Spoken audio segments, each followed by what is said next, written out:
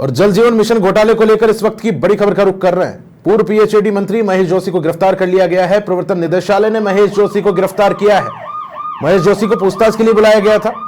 प्रवर्तन निदेशालय के दफ्तर वो पहुंचे थे और दफ्तर में पूछताछ के बाद महेश जोशी की गिरफ्तारी हो गई है। जल जीवन मिशन घोटाले में पूर्व मंत्री महेश जोशी की गिरफ्तारी हुई है। फर्जी दस्तावेजों से टेंडर जारी करने, ट्रांसफर पोस्टिंग में बड़े पैमाने पर पैसों की लेन देन, जल जीवन मिशन योजनाओं में वित्तीय अनियमितताओं के मामले में यह गिरफ्तारी महेश जोशी की गई। बड़ी खबर इस वक्त की सबसे पहले समाचार प्लस के माध्यम से आपको अवगत करा रहे हैं।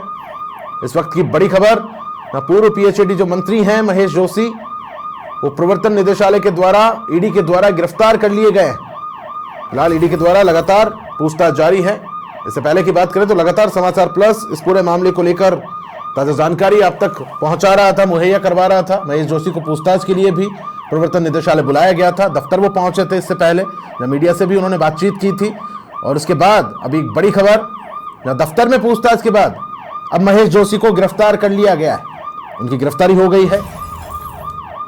जेजेएम जल जीवन मिशन इस घोटाले को लेकर पूर्व मंत्री महेश जोशी ईडी के द्वारा गिरफ्तार किए गए हैं।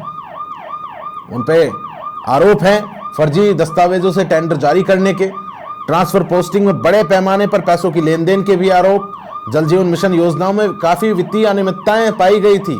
और इस पूरे मामले को लेकर लगातार पूछताछ जारी थी। जो भी इस पूरे मामले को लेकर आरोपी बनाए गए थे, ईडी क्रमबद्ध तरीके से सभी से सवाल जवाब कर रही थी। पूछताछ का सिलसिला जारी था। और इस वक्त की बड़ी खबर अब सामने आ रही है, जहां इससे पहले महेश जोशी दफ्तर बुलाए गए जांच पड़ताल के लिए, बातचीत करने के लिए, जहां ईडी ने उनसे सवाल जवाब भी किए। और उसके बाद अब ईडी के द्वारा महेश जोशी को गिरफ्तार कर लिया गया है, जो कि पूर्व पीएचईडी मंत्री रहे हैं।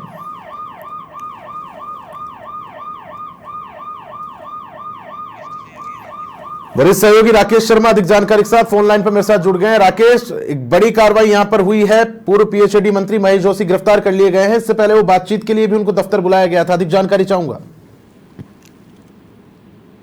और देखिए जल जीवन घोटाले में ये अब तक की सबसे बड़ी कार्रवाई, अगर इसको हम कहें तो गलत नहीं होगा, क्योंकि पूर्व मंत्री महेश जोशी जो अब तक अपने आप को पाक साफ बता रहे थे, उनका कहना था कि जल जीवन मिशन घोटाले में उनका किसी तरह का कोई रोल नहीं है। लेकिन आज ईडी ने महेश जोशी पूर्व मंत्री उनको गिरफ्तार कर लिया है। ईडी कार्यालय में आज से 11 बजे पूछताछ के लिए पहुंचे थे महेश जोशी, क्योंकि महेश जोशी को पहले ईडी ने कई समन जारी किए पूछताछ के लिए। लेकिन महेश जोशी वो कहीं ना कहीं कोई बहाना बनाते रहे, कभी स्वास्थ्य कारणों से या कभी जो है पारिवारिक कारणों से या अन्य कारणों से, लेकिन वो ईडी के सामने उपस्थित नहीं हो रहे थे। आज जब ईडी ने समन जारी किया, वारंट जारी किया, तो महेश जोशी को वहां ईडी कार्यालय पहुंचना था। पूछताछ हुई। पूछताछ जो ईडी की एक बहुत लंबी चौड़ी फेर थी जल जीवन मिशन घोटाले की, जिसमें सबसे बड़ी बात यह है कि जो अधिकारियों को जो ऐसे प्राइवेट व्यक्ति थे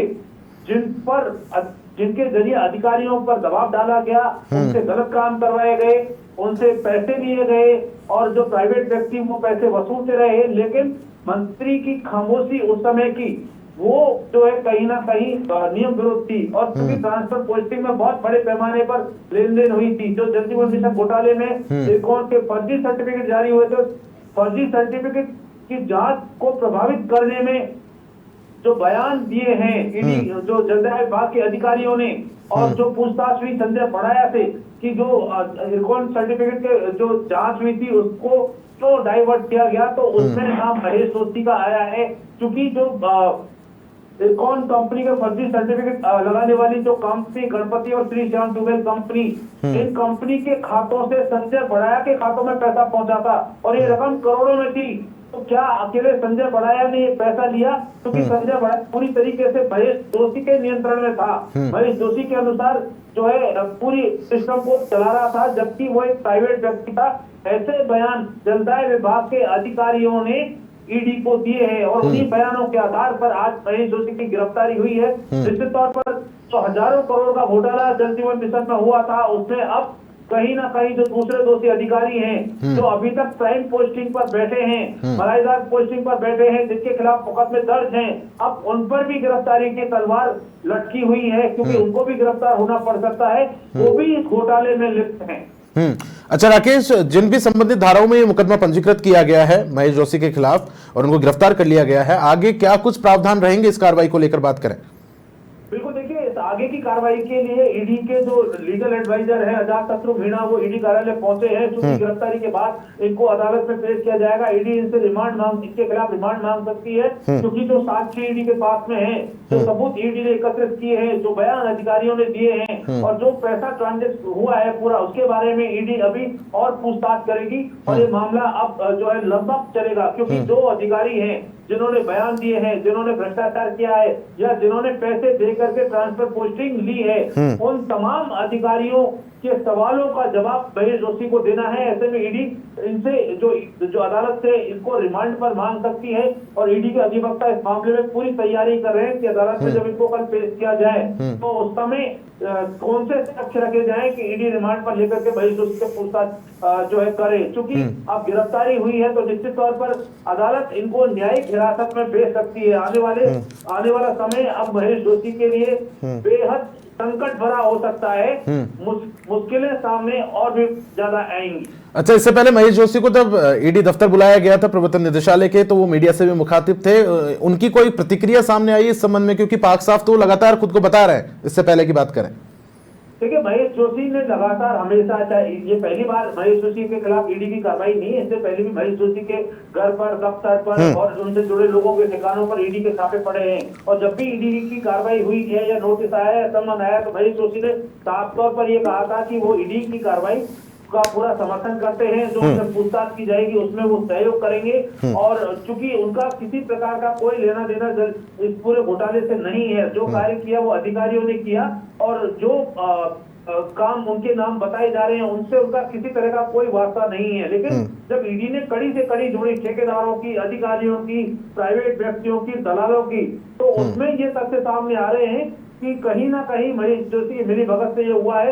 और जब ये पूरा प्रमाणित हुआ है तो उसी के आधार पर ईडी ने मुकदमा दर्ज करने के बाद इनको गिरफ्तार किया है। क्योंकि ईडी जब गिरफ्तारी करती है तो prevention of money laundering act और आईपीसी एक्ट, इन दोनों की धाराओं में जब पुष्टि हो जाती है कि भ्रष्टाचार में कहीं ना कहीं लिप्त है, उसके बाद ही गिरफ्तारी होती है। क्योंकि लंबा समय हो गया है, 2023 से ये घोटाला चर्चा में आया था, लगभग 2 साल से अधिक का समय हो गया है। लेकिन महेश जोशी की गिरफ्तारी 2025 में 2 साल बाद हुई है। तो निश्चित तौर पर ईडी ने सभी जो दस्तावेज हैं, जो प्रमाण हैं, वो पुख्ता एकत्रित किए हैं। क्योंकि अदालत में ईडी को ये प्रूव करना पड़ेगा कि महेश जोशी की गिरफ्तारी क्यों हुई है, किस तरह के भ्रष्टाचार में वो लिप्त थे, किस तरह की अनियमितताएं उन्होंने की, किस किस के बयान के आधार पर कौन कौन से साक्ष्य, ये सभी चीजें ईडी को अदालत में पेश करनी है। बहुत शुक्रिया राकेश, तमाम महत्वपूर्ण जानकारी साझा करने के लिए। वरिष्ठ सहयोगी मेरे साथ बने हुए थे इस पूरे मामले को लेकर। तो पूर्व पीएचडी मंत्री महेश जोशी ईडी के द्वारा, प्रवर्तन निदेशालय के द्वारा गिरफ्तार कर लिए गए हैं।